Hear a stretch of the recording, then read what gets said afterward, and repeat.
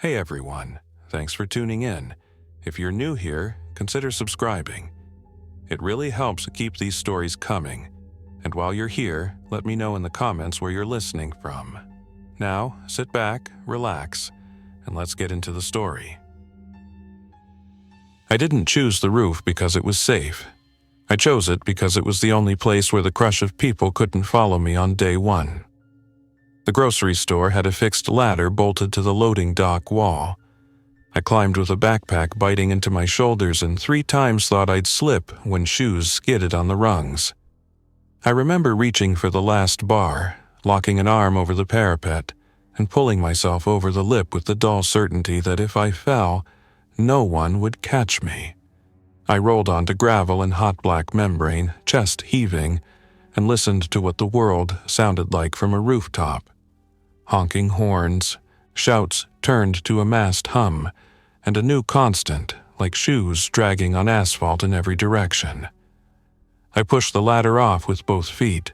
It screeched, pivoted, and smacked the dock in a burst of echoes that felt too loud. When the ladder went down, so did the last easy way up to me. I used a chunk of broken cinder block to chip away at the upper bolts until they snapped and the ladder lay useless on the ground like a caution I could not take back. The roof was a map I had to learn. The membrane pitched just enough to send water toward drains. 2 big HVAC units hummed on the first day, then coughed and went dead on the second. They were aluminum skins around simple systems, fans, coils, and sheet metal chases. There was a hatch under a steel cage at the back, locked from the inside. 2 skylights, each the size of a dining table, bubbled up like clear blisters. If I lay flat and pressed my face to one, I could see aisle numbers floating in the dim store below. Signs for pasta and rice, canned goods, and seasonal. My backpack had the strangest mix of things, the kind of kit you get when you don't plan to run. A small water filter straw still in plastic, a folding knife with a bent pocket clip and a screwdriver set I'd kept in the truck glove box for years. A cheap walkie-talkie and a blister pack I bought on a whim the previous Christmas. My plan then was a winter hiking trip with friends. A pair of Mylar emergency blankets folded tighter than a wallet. A battered solar battery bank with a little panel on top that promised to charge itself in the sun. A spool of fishing line I had thrown in for a river trip that never happened. The line would turn out to be the most valuable thing in the bag. I barricaded the roof access without opening the hatch. Pallets sat along the parapet, some with shreds of shrink wrap clinging to them. I dragged 5 and leaned them against the cage over the hatch, wedged metal shelving between the pallets, then fed fishing line through the slats and tied knots I trusted from a lifetime of small problems. Truckers hitch to cinch, clove hitch to anchor, 2 half hitches to finish. It wasn't pretty, but if someone got the hatch open from below, they'd be pushing into a tangle of wood and metal, under tension.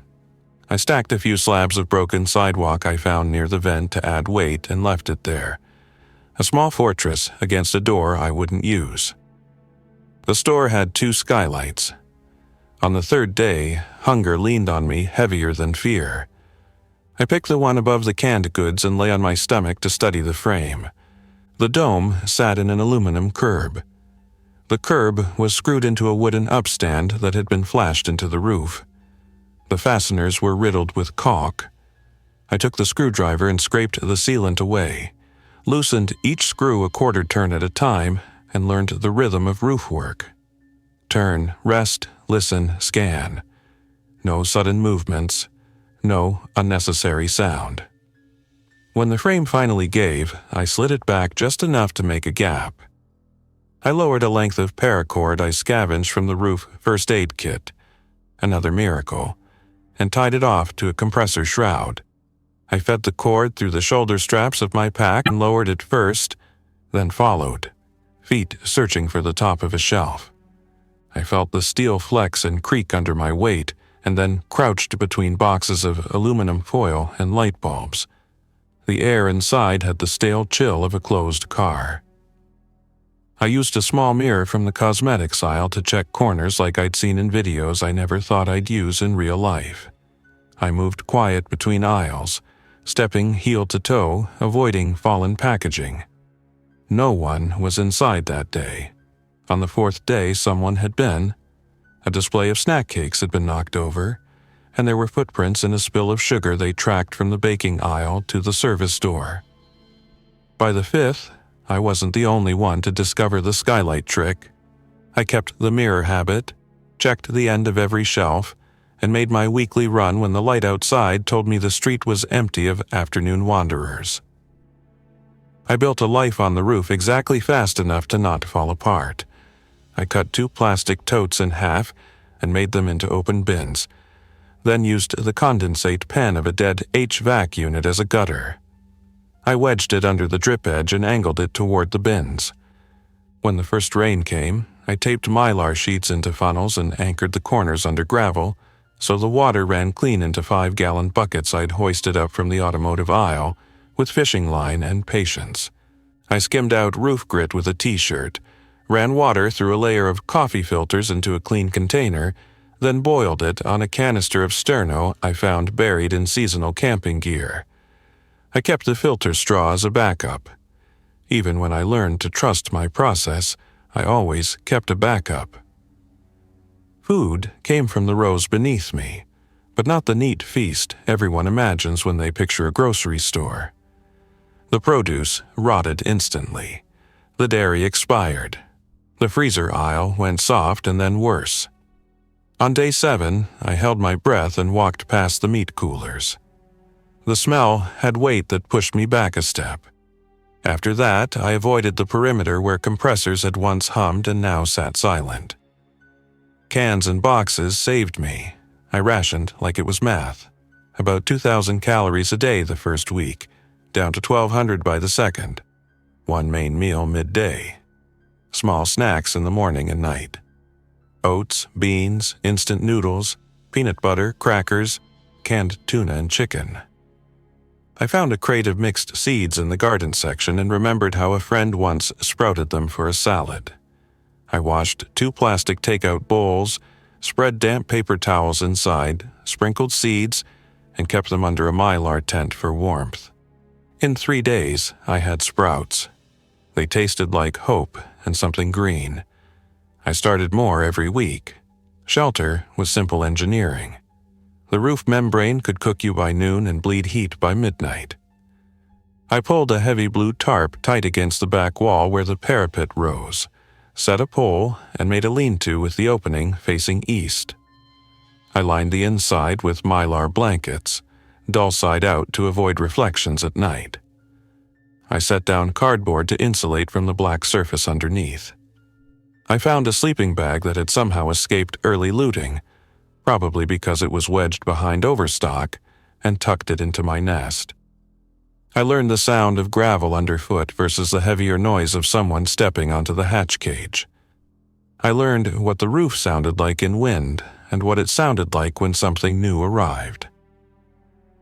Defense grew from the idea that I might not always be the only one up here. The first tool was a length of rebar taped to a broken broom handle with packing tape and zip ties. It was a spear if you squinted, and something to keep distance if someone came at me on hands and knees. I staged a fire extinguisher by the skylight in case I needed a burst of powder to blind someone. I took from the landscaping pallet a stack of river stones the store had been selling as decorative garden accents and lined them along the parapet in places I could reach quickly. If someone started climbing the brick ledge with fingers splayed, I could make it rain just enough deterrence to make them reconsider. By week 3, the pattern outside had a rhythm. The infected were not a wave, but a tide. They wandered past like commuters with no destination, sometimes in 2s and 3s, sometimes as a quiet drift of a dozen.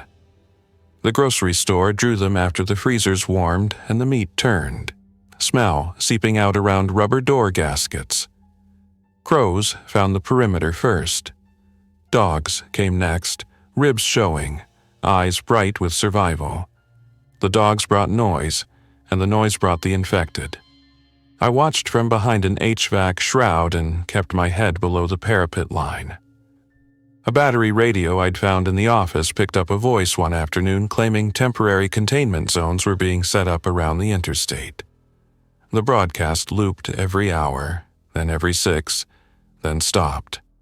When it went silent, the world grew quieter still. I kept a routine like a religion. At dawn, I checked the parking lot with binoculars I'd pulled off a high shelf in sporting goods. At midday, I sorted water and laid out wet clothes to dry. At sunset, I shut down everything that could reflect or glint. The walkie-talkie battery held a charge just long enough for me to learn that the local channel was full of static and brief bursts of panic that ended abruptly. I turned it off to save it in case I ever heard a different kind of voice. On the night that matters, I had been on the roof for just under 5 weeks. I knew the roof sounds the way you know a house if you grew up in it. At 2:15 a.m., a new sound appeared. The first time I heard it, I thought it was wind teasing a loose piece of metal into a note. 3 slow measures. A human breath behind it. A tune, not words, not random. It came from the edge of the parking lot by the 3 streetlights that had burned steady for a week after the power cut, drained themselves, and then died. The whistling was clean and unhurried. It lasted 40 seconds, stopped, and didn't come back that night. I lay with my head on my pack and counted my heartbeat until I fell asleep. The next night, it returned at the same time. 2:15 a.m., the same tune, the same duration. I got to the parapet with my body flat and peered over. Nothing moved beyond the shape of cars fossilized where people had left them. The sound finished and I held my breath until my lungs asked a second time. On the third night, I moved from scared to planning. I tied a line from the parapet to the base of the nearest HVAC unit and looped it through the strap of a small mirror. The line was slack. The mirror lay flat. At 2:10 a.m., I slid the mirror up and over the parapet just enough to see the world at a 90-degree angle. I watched the blind spot where the flare of the parapet blocked my view and saw nothing but the darker dark of the street. At 2:15 a.m., the whistle drifted into the parking lot again. It was close, but not too close. Across the lane, near the cluster of carts I had once considered raiding for their wheels. I followed the sound with the mirror, inch by inch. All I saw was the shadow of the cart corral and the outline of a delivery truck frozen at the dock. The tune stopped. I reeled the mirror back and left it coiled beside me. Fear becomes a shape you can hold if it happens at the same time every night. After a week of the whistle, I could stack cans by it. I could wake 5 minutes before it, sit with my feet crossed, and mark on a notebook where I thought it might be coming from. The questions built in a column I underlined twice. Is it a signal to someone else? Is it bait? Is it somebody who wants me to know they can come closer but choose not to? Is it simply a person in a routine like mine, clinging to a habit because habits keep you whole? I watched for patterns. 2 of everything is coincidence, 3 is a plan. At 2:15 a.m., for 7 nights, the whistle fell into the parking lot. After the 3rd night, the number of infected close to the store in the early morning increased. On the 4th, someone tried the rear service door and rattled it with 2 sharp pulls and then left. On the 6th, I saw the glow of a cigarette ember flare across the street behind the self-storage fence and then vanish. On the 7th, a light blinked on and off twice from a 3rd-story apartment window in the block beyond the strip mall. I marked it down but didn't move. I didn't answer. If there was a test happening, I wasn't going to raise my hand too early. Lighting a rooftop changes the night sky for anyone watching. I made a deal with myself. No lights above the parapet line. Inside my tarp lean-to, I used a small battery lamp just long enough to eat. I lined the lamp with a cardboard collar so no spill showed sideways. When I needed to move at night, I used a solar garden light with tape over the top. If I needed to step to the parapet, I counted steps from familiar places and kept a hand on the roof units, finding them by feel. The second week of the whistling, I tested a reply that wasn't a reply. At noon, when the sun was high and the glare could be anything, I took the mirror back out. I flashed in 3 quick bursts toward the apartment window that had blinked, not toward the place the whistling came from. A different node in whatever this network of strangers might be. I waited.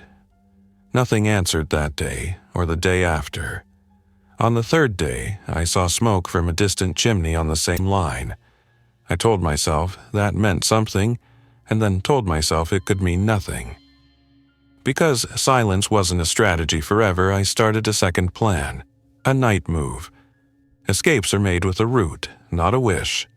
The rooftop connected to the pharmacy by one long throw, too far to jump.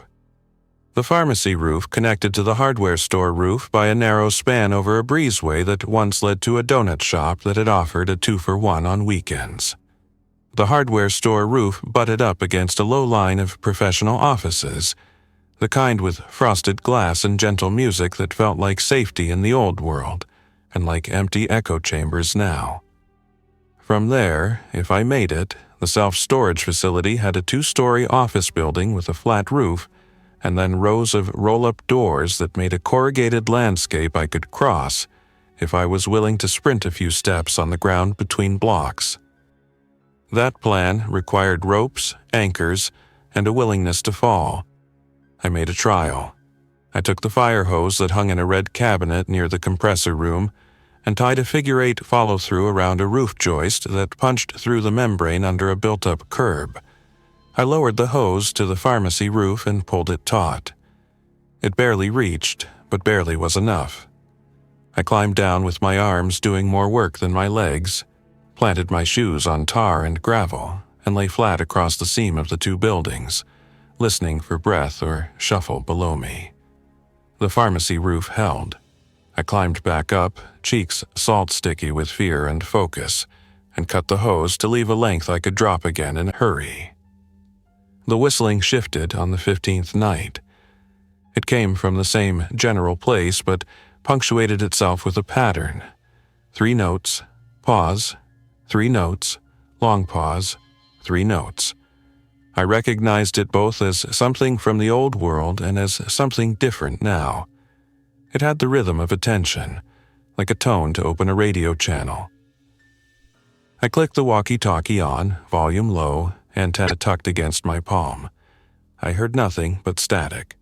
I slid the switch off, held the radio until the plastic warmed to my hand, then set it under the tarp with the battery wire separated to keep it from draining. The next day I found a note. The note was not addressed, not signed, and that's how I knew it was for me. I almost didn't see it. It waited under the lip of the roof where the ladder had once been. Someone had threaded it into a gap in the brick with a sliver of plastic to hold it against the wind. I saw it when I leaned over to check the parapet seam. The paper was torn from a receipt roll, narrow and curled. The ink a faint gray from whatever thermal printer had fed it years ago. I used a bent coat hanger to snag it and pull it up gently, trying to imagine the patience it took to place it. The note said, "If you want to live, leave this roof before next Tuesday. We come at dawn, stay low, follow the Carden Corral. Shadows east, don't wave, don't call out, we will whistle at 2:15 a.m. once more to confirm. If you move after it stops." It was Thursday. Tuesday felt like a dare. I didn't trust the note, but I couldn't ignore it. I set it under a brick in the tarp's shadow and made a list. Reasons to go. Roof membranes age. Water adds weight. The grocery store smells draw things I can't control. My food is finite. A group could mean protection. My sleep is already broken. Reasons to stay. You can hold a roof with 2 hands. The skylight is a controlled choke point to supply. I understand the distances here. A group can also be a trap. The note could be bait to draw me into a lane for someone with a rifle. The whistling has already mapped my habits. I spent that day making the roof more defensible as if I planned to stay. I also coiled the hose and tested the grip on my gloves as if I planned to go. The sun traced its path, and I stopped thinking in big words like trust and safety. I started counting in seconds and steps. That night, at 2:15 a.m., the whistle came, and I lay still. I watched the far curb, the end of the delivery lane, the place where a low boxy car had been sitting with a missing front wheel for 3 weeks. I saw a shape move behind it, human height, not hunched, a silhouette with shoulders. It leaned and then vanished. The whistle ended. I waited 10 minutes, 20, 30, an hour. If I was going to leave, this window after the sound was when I'd do it to match the note's guidance. I didn't leave. I slept an hour and woke feeling the pull of a decision I had delayed. I used the next daylight to make the roof function whether I was on it or not. I rigged the water gutter so it would continue to fill barrels if it rained, and if it overflowed, it would carry excess to the drains, not pool and bow the membrane. I taped the mylar funnels in an overlap so they could flap without tearing. I set the sprouting bowls under a mesh crate so crows couldn't get at them if they found a gap. I taped a note under the sleeper pallet where I kept the sleeping bag. If you read this, take all the water and food and do not try the hatch. The floor below is unsafe. It was true enough. It would also steer anyone who found the roof after me away from the place I entered, which would protect someone who didn't know about falling shelves and dark corners. On Monday, ahead of Tuesday's decision, I ran one last scavenging descent.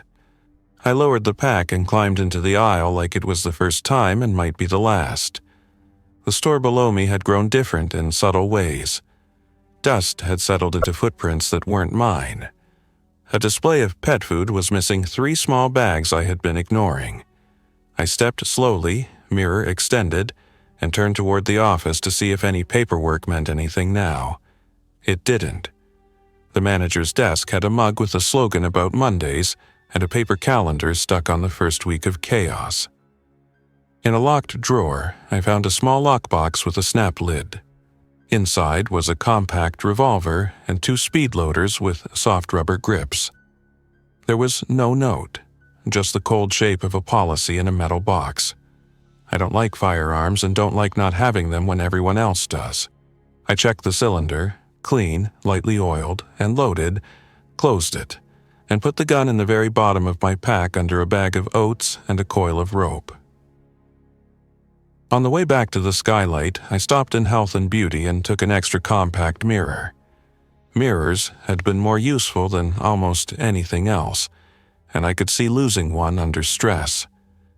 I topped off my kit with a few more coffee filters, a roll of heavy tape, and an extra lighter that felt like the kind of small thing that saves you on a bad day. I was halfway up the rope when a shadow crossed the skylight. My body reacted before my mind did. I let the pack hang against the shelf and slid 1 foot back to the metal to make myself smaller. The shadow paused, then moved on. The sound it made wasn't a step so much as a weight settling on a roof, light enough to not to crunch gravel, heavy enough that the membrane gave under it. I held my breath until my lungs hurt. The shadow moved again. It could have been a bird. It could have been a person. It could have been nothing but a cloud. I climbed the rest of the way fast and quiet, slid the skylight back into place, and lay flat on the roof, counting 300 in my head. When I finally let air in and out, the count had gone past 600. I stayed there until dusk and then crawled under the tarp. Tuesday arrived. At 2:15 a.m., the whistle came. It did not stop after 40 seconds. It went for a full minute and then cut. I was already wearing gloves and had the hose coiled. I didn't move. 5 minutes later, a light blinked twice from the apartment window. A cigarette ember flared by the storage fence. A shape moved by the boxy car. The parking lot was aboard, and someone had set pieces at the corners while I was sleeping. I told myself a rule. If they expect me to move east, I move west. If they expect me to climb down, I climb across. If they expect me to call out or wave, I count breath and stay quiet. I left the roof not by the ladder side and not by the hose point I had tested to the pharmacy.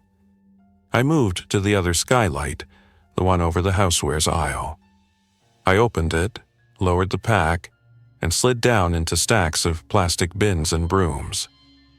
I moved through the store to the garden center, lifted the roll-up door just enough to crawl under, and then stopped in the dark to listen.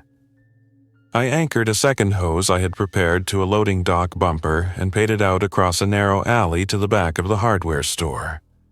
The alley had once been a place for pallets and smokers on break. Now it was a canyon with a carpet of leaves. I pulled the hose taut, kicked a crate to wedge it, and climbed hand over hand until my chest pressed against the next roof and my feet found a lip I hadn't felt in daylight. Once there, I lay flat and looked back.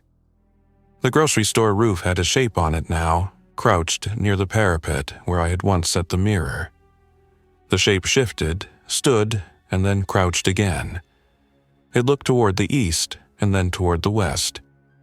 I understood that, finally, completely, whoever had been whistling knew the roof was occupied, had built a map of where I moved, and had not yet discovered that tonight I wasn't there.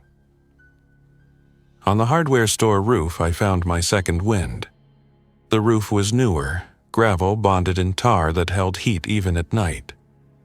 I crawled to the parapet and peered into the lane that separated the store from the professional offices.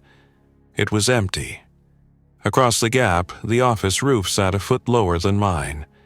It was an easy down and a hard backup, which was another way of saying it was a route for people who didn't plan to return. I tied off the coil, lowered it, and let myself slide to the next roof with my legs outstretched so I didn't fall. I crossed 3 shallow roofs that way, staying low, pausing to check angles.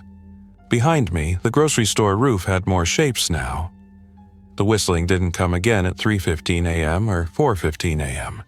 The window in the apartment building didn't flash. It didn't need to. The moves were in play. At the end of the offices, the self-storage facility stretched away like an army of corrugated metal. The office building had a higher roof line and a glass front. I saw movement inside that I understood as my own reflection only after I pulled back, heart hammering. I waited 2 full minutes, then moved to the far corner and looked down into the lot. The rows formed narrow corridors between units. A chain-link fence with barbed wire capped the perimeter. The gate on the street was closed with a heavy chain, but not locked. It was just looped through and crossed back on itself in a hurry. If I could cross the lot and scale the fence at the far end, I could reach a narrow service road that ran behind a line of townhouses where I had once seen a back porch light flicker in the first week.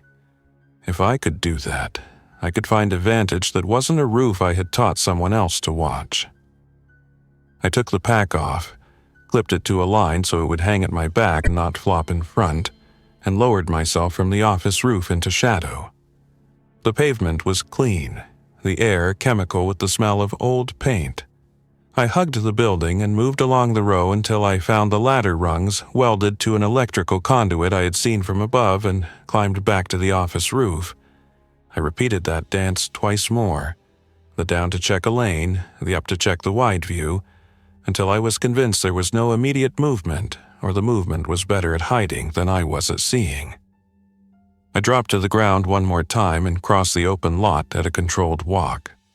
Running calls to things. Walking is how people who belong somewhere move. I reached the fence, lifted the chain, and slid out under the last loop, then ducked to keep my pack from catching on the lower wire. I crossed the service road and moved along the line of townhouses, listening for breath, for quiet radio static, for the soft click of a safety. All I heard was wind. I found the back porch with the chimney. I tapped the mirror twice to catch a sliver of the moon. Nothing answered. I moved on.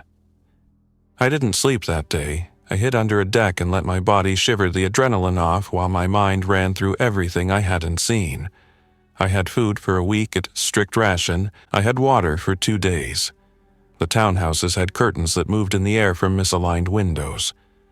I could have forced a door or a basement window, but every door in this town felt like a stage with a spotlight.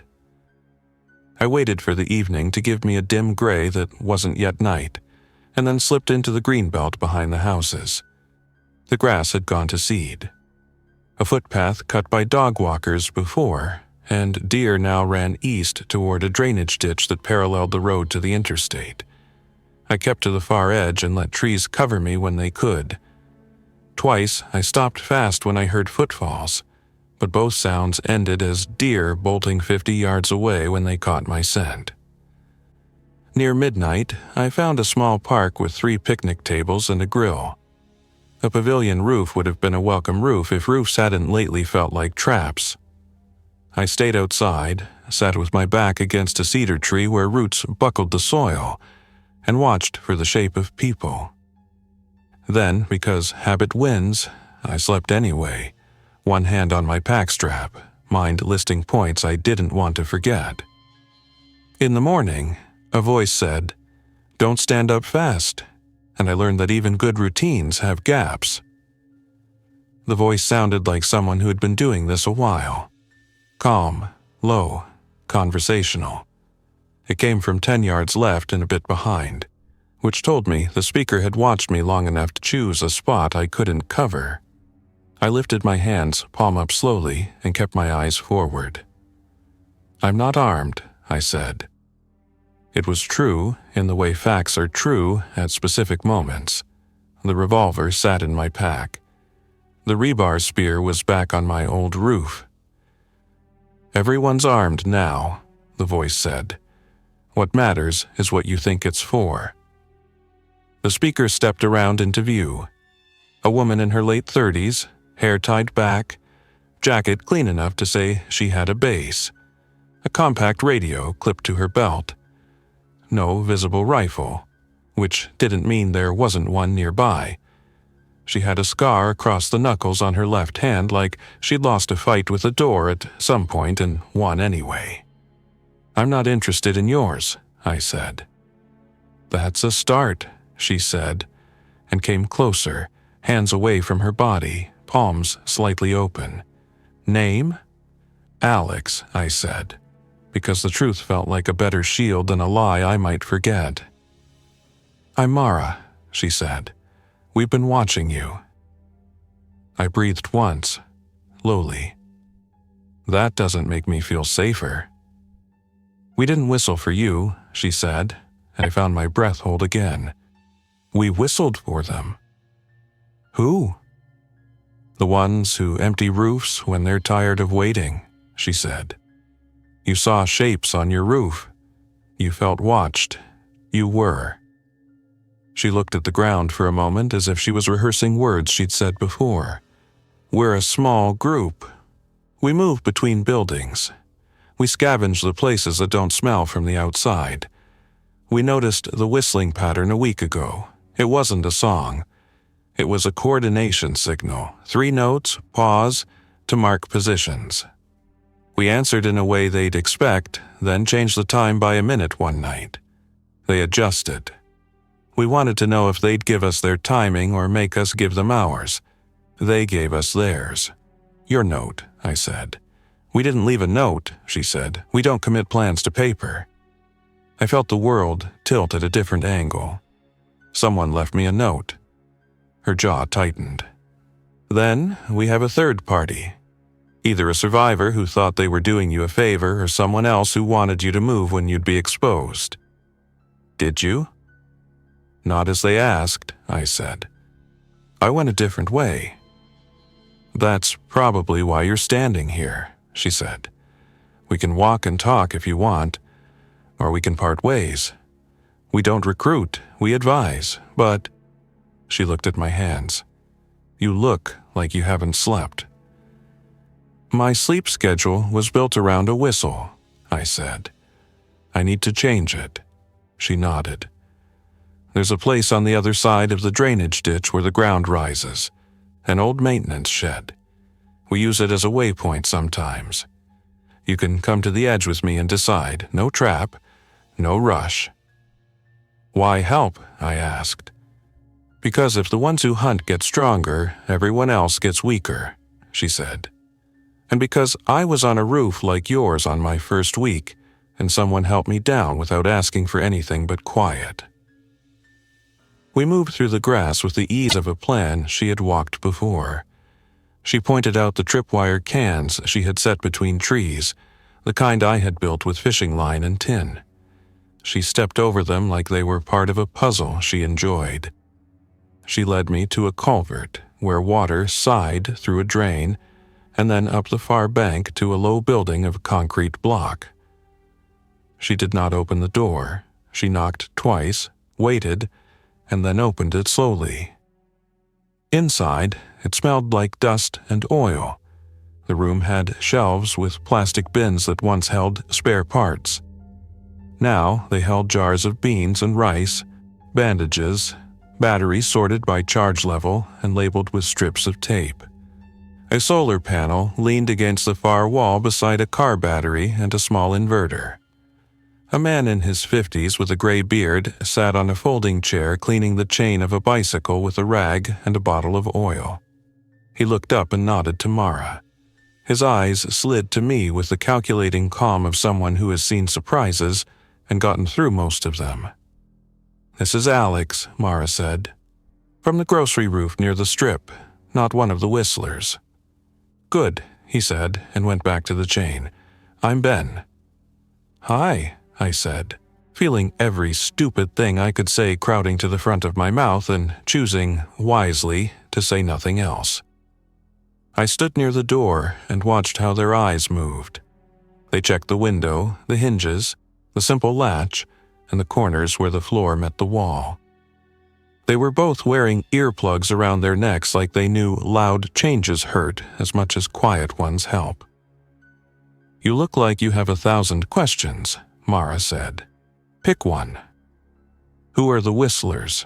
I asked. "We don't know their names," Ben said. "We know what they do. They go rooftop to rooftop and wait. They mark places with sounds. They move at dawn when people are sleepy and at dusk when people are setting up to sleep. They like to see how you live before they decide how to strip it." "Bandits," I said. "Too easy a word," Mara said. "Words make us lazy. They are observant, disciplined, and patient. They don't rush. They watch patterns. We call them the Watchers because that's what they do. The whistle is part of their language." "Why watch so long?" I asked. "Because the more they learn, the less they risk," Ben said. "If they know your water schedule, they know when your reserves are lowest. If they know your food inventory, they know how long you'll resist. If they know your defenses, they know where to push." "They know my roof," I said, feeling the statement sit in me like a stone. "They might," Mara said, "but now you don't live there." "I left a note," I said, and told them what it said. Mara's eyebrows went up in the middle and down at the ends. "Clever," she said softly. "It keeps strangers away from the hatch, which is a smart safety warning. It also tells anyone who finds it that there was a hatch and that you knew it was dangerous. That could be either good or bad. Good if it keeps them from a fall. Bad if it tells someone with a flashlight where to look." "I didn't think of that," I said. "No one thinks of everything," Ben said, not unkindly. "We all leave trails. The trick is to leave ones you can live with." Mara poured water into a tin cup and handed it to me. "Drink slowly," she said, "and then tell us everything about your last week." I told them the times, the movements, the shapes on the roof, the smoking ember against the fence, the double blink in the apartment window. I described the layout of the roof, the pallets, the improvised spear, the water catchment. When I finished, Ben asked his first real question. What did the tune sound like? He said. 3 notes, I said. A slow rise, hold, then drop. The same every night. Ben nodded. They keep it simple to keep mistakes from giving them away. It's not a song, it's a position marker. We cracked the meaning of one pattern 3 days ago. 3 notes, pause, 3 notes, long pause. First note identifies the position, second the direction of travel, third the action. We think, we're not certain. What's the action for me? I asked. For you, the action is a test, Mara said. You did well. You didn't move when told. You moved when it was right. I waited for the ask that comes after a compliment. It didn't come. Mara sat on the edge of the workbench, elbows on her knees. You have choices, she said. You can move on. We can point you to a safe lane to the river where some people have made a quiet camp. You can stay here for a day and sleep. Or you can help us for a bit, and we help you for a bit. There's a pharmacy across from your roof with a back door we think still has a simple bolt. We need gauze and a specific antibiotic if any remains. We don't take more than we can carry, and we don't risk for items that aren't essential. What's the pay? I asked. Not because I wanted it, but because I wanted to hear how they measured value. Food for 2 days, water for 2, and a lesson you can't buy, Ben said. We'll show you how we read a block and how to move through it without making ripples. I didn't answer right away. I thought of the roof, the bins, the sprouts I had set in their cradle. I thought of the note that wasn't theirs. I thought of the shapes that had learned my posture and how I sat by the parapet at night to look at the line of streetlights. I'll help, I said. Then I might move on. I don't think I want to be anywhere long enough to become a pattern for someone else. That's the smartest thing you've said, Mara said. Eat, then rest. We go at noon and not at night. Daylight reads cleaner. The watchers prefer edges and shadows. I slept for 2 hours on a piece of cardboard laid over a metal shelf. When I woke, the world had the soft clarity that comes after you've accepted that you won't get perfect safety and are making do with what you have. We set out with packs light enough to sprint if needed. Ben carried a coil of thin rope and a hook made from a bent angle bracket. Mara carried a pair of bolt cutters wrapped in cloth. I carried the pack with my revolver at the bottom where it belonged until it didn't. We didn't take streets. We took the spaces where landscaping crews used to walk between buildings and the narrow gravel bands under windows where only spiders lived. Mara taught me to stop before corners and look low first, then middle, then high.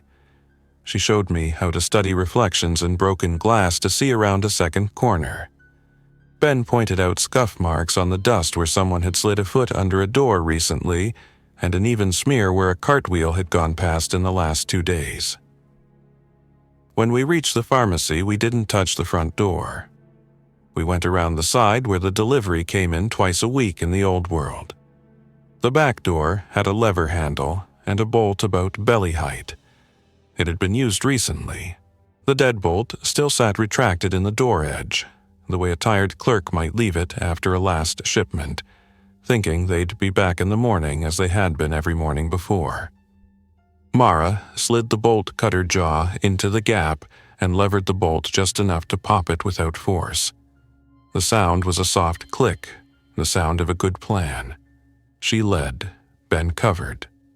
I watched our rear and took a position I could defend with a burst of motion instead of a burst of noise. Inside the pharmacy smelled cleaner than the store had. Alcohol, cardboard, and the faint sweetness of something that had broken weeks ago and dried into the shelving. We moved along the back wall, where the small white boxes sat alphabetically. Amoxicillin, if it's here, Ben said, and sterile dressings. We won't waste time reading labels. We want items with dates best as recent as possible. We don't take controlled substances. They're a magnet for people who don't think ahead. We found 2 boxes of dressings and a blister pack of antibiotics. I grabbed a small bottle of antiseptic and 3 rolls of medical tape. I took a spare pair of tweezers and a small flashlight with dull batteries that might be good for one surprise. Mara found a bottle of hand sanitizer and did the math in her head about weight versus worth, then took it. We froze when we heard the softest sound. Rubber on tile.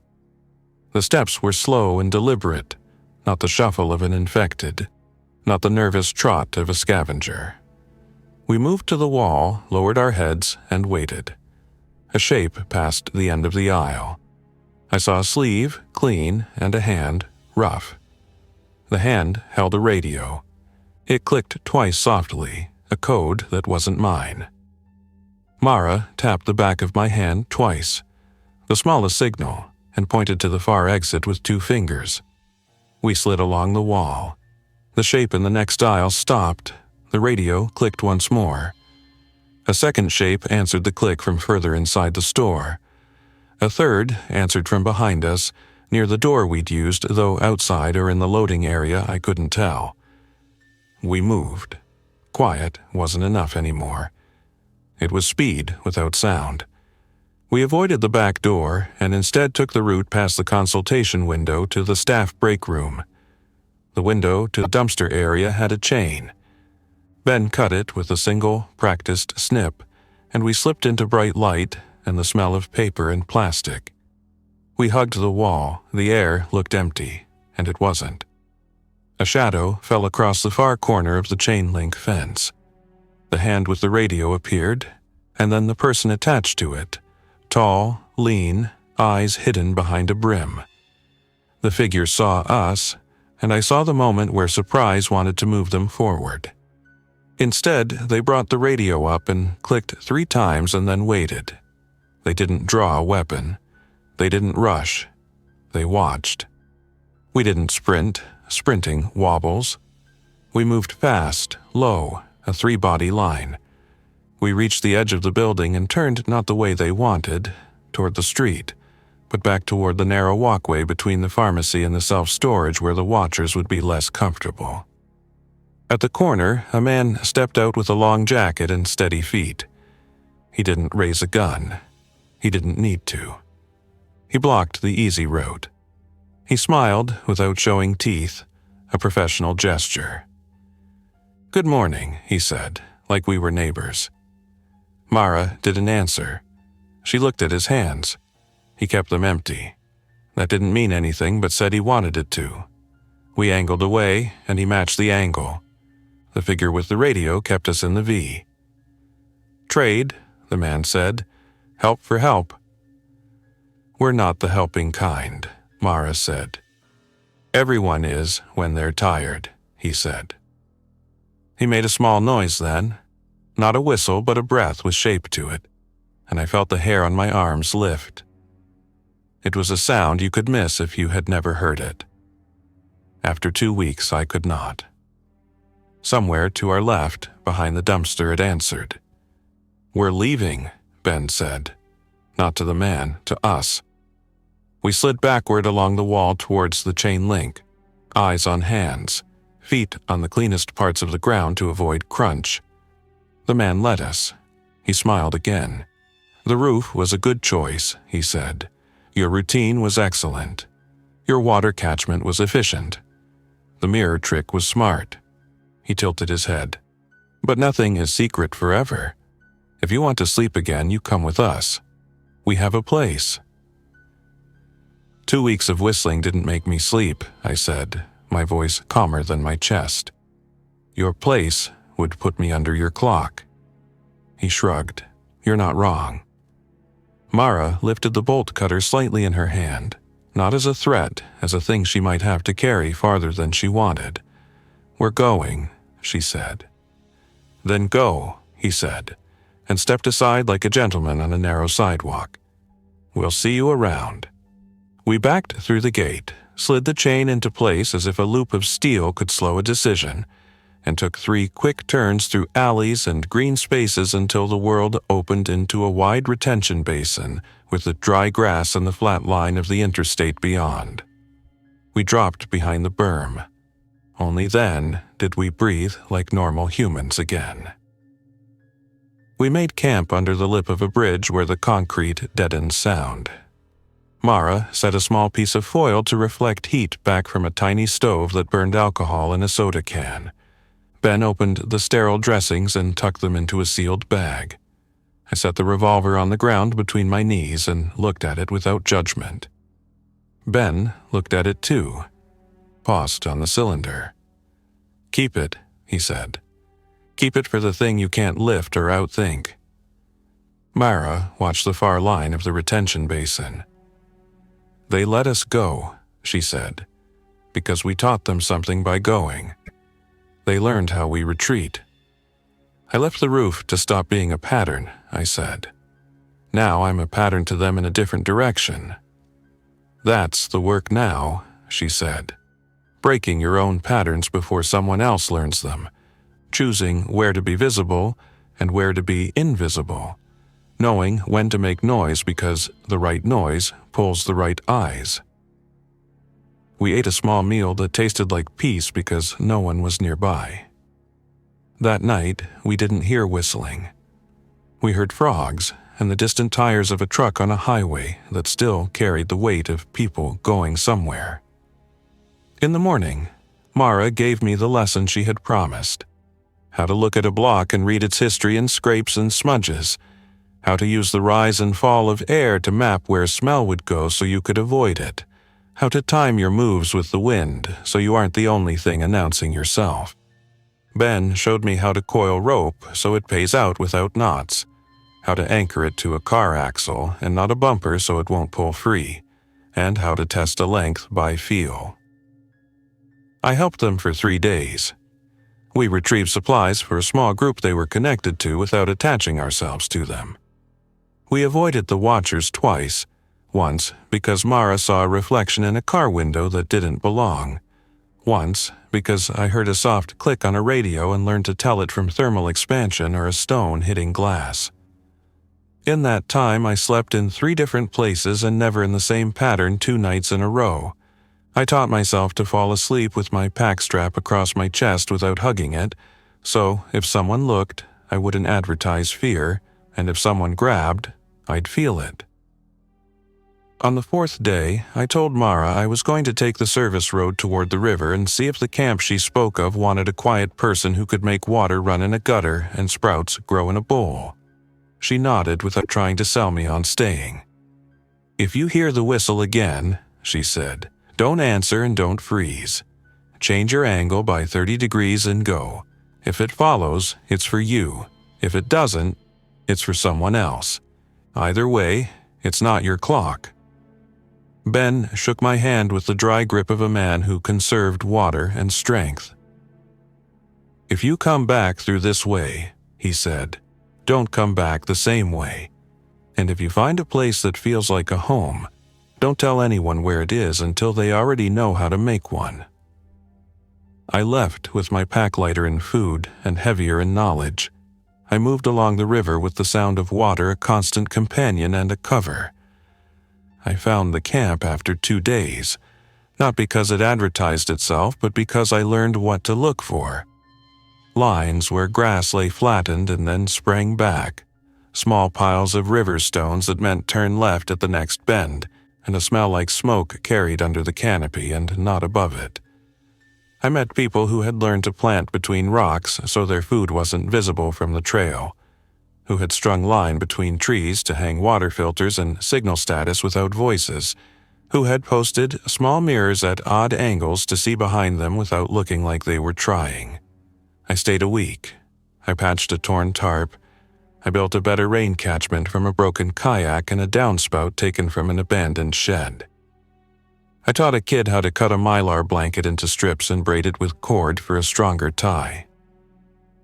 On the 8th day, at 2:15 a.m., I woke for no reason and listened. There was no whistle. There was only the river and my breath and the small adjustment sounds sleep makes. Sometimes I tell myself a story about the person who left me the note. Maybe they were like me, on a roof on their first week, thinking any plan was better than no plan. Maybe they had seen the watchers and didn't know the watchers were already looking back. Maybe they wrote a note because they needed to write a note to feel like the world could be pushed a little by paper and ink. I keep a small notebook in my pack. I write in it at night. I make lists with 2 columns: stay and go, wait and move, keep and leave. I draw diagrams of roofs and alleys. I note times and angles and which birds know where the food is. I've kept the note that isn't mine folded into the back page. It's a reminder that in the new world, someone is always drawing a line that includes you without knowing all the way who you are. In the 2nd month, I saw a drone again. A consumer model with a camera that hovered above the tree line and then moved in a methodical grid. It hovered for a moment above the place where we filtered water and then drifted back toward town. I didn't whistle. I waited in shade. After it left, I changed where I filled the bottles and moved the mirror that caught sunlight too well. I don't know if I'll ever stop thinking in times now. The old world had a clock. The new one does too, but the hands are attention and risk. I've learned to move when those hands line up in the right way. I've learned to live without showing my whole shape on a skyline. I've learned that staying hidden doesn't mean staying still. It means understanding which parts of you can stay quiet while you choose the next place to make sound. There are nights at the river camp when someone sings very quietly. Not a whistle, not a pattern. Just a human voice reminding itself what it sounds like. Those nights, I sit with my back against a tree and let the sound carry to me and not through me. I make sure the tarp lines are tight.